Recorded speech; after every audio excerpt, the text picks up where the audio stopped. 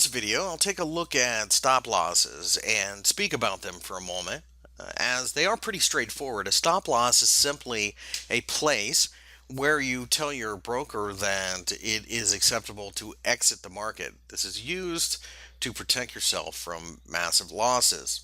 So, for example, if you find yourself in a position where you are trying to trade a particular instrument and you recognize an area of support, you may put a stop loss underneath that. So if you got into the market here, you could make the argument for a bit of support here over those several sessions.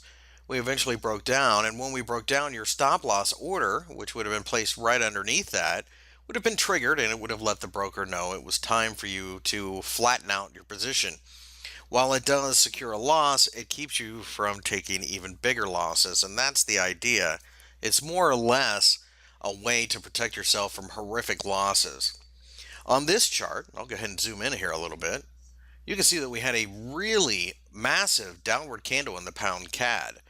Now the pound fell against everything, Canadian dollar included, during this candle because this was the UK referendum on whether or not to stay in the European Union.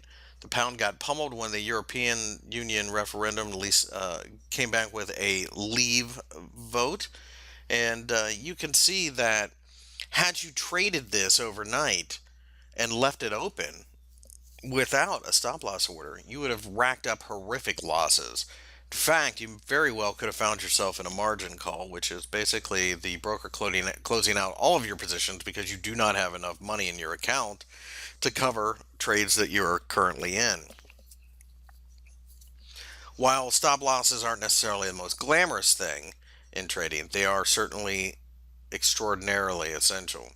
In fact, you should never take a position on without a stop loss because even while you are awake, you could have sudden gaps lower due to headlines crossing the wires. There are many stories of traders out there becoming completely wiped out on rumors or actual events.